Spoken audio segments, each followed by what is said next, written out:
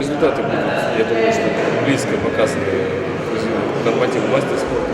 Участников знаем, кто на что способен, знаем сильных, а помощь покажет.